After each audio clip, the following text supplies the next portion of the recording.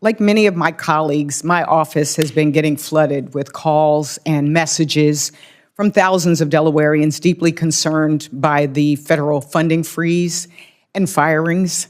And when I met with Secretary Duffy, he promised me that he would follow the law. Congress authorized and appropriated dollars through various programs, such as the Bipartisan Infrastructure Law, to help our communities fund critical projects and to bring our nation's infrastructure into the 21st century.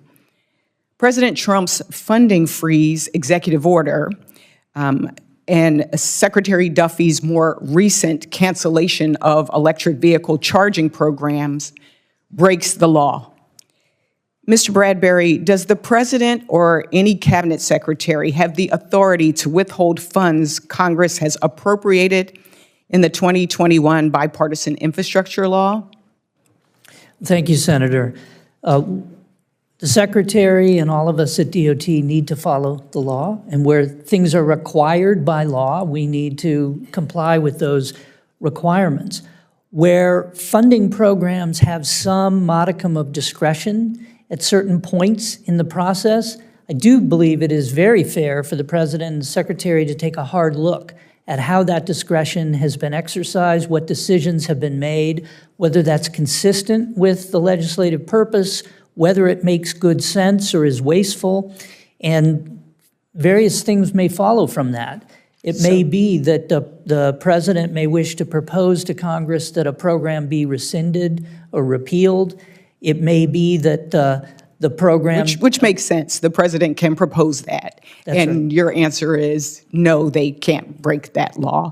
Do you believe the cancellation of the National Electric Vehicle Infrastructure funding by Secretary Duffy is legal? Well, I don't know all the ins and outs of what's happening right now with particular funding programs. I'm confident the Secretary is focused on complying with the law and following through on the president's instruction to pause programs, to audit them, to take a hard look at how the money is being used, what the effect of it is. I think that's a healthy process. The problem is we worked very hard on behalf of the American people, passed legislation, got the funding, people have started programs, shovels are in the ground. I don't think it's appropriate to pause something that we passed in law. And as you know, the department sets the corporate average fuel economy, also known as CAFE standards, and Secretary Duffy's first action was to reverse those standards. And we all know it's no secret that transportation is one of our largest contributors to U.S. greenhouse gas emissions. The science is really clear. Why are we going backwards?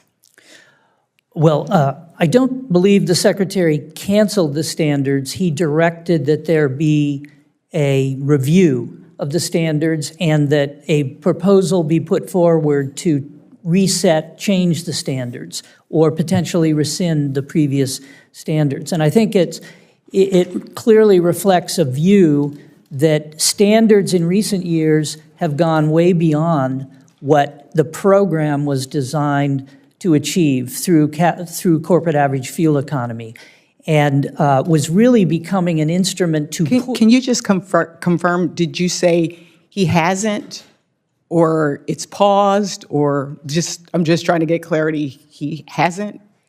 I believe he directed NHTSA to review the standards and propose replacements for them. Okay, propose, not change or stop or, okay. And I personally think this reversal, should it happen, is bad for business. I think it's bad for automakers who are seeking certainty from us as the government, and it's bad for the environment as well as, I think, a bad decision for lowering the cost of goods for American families. As Deputy Secretary of Transportation, you will also once again play an outsized role in the government's operation of vital safety programs.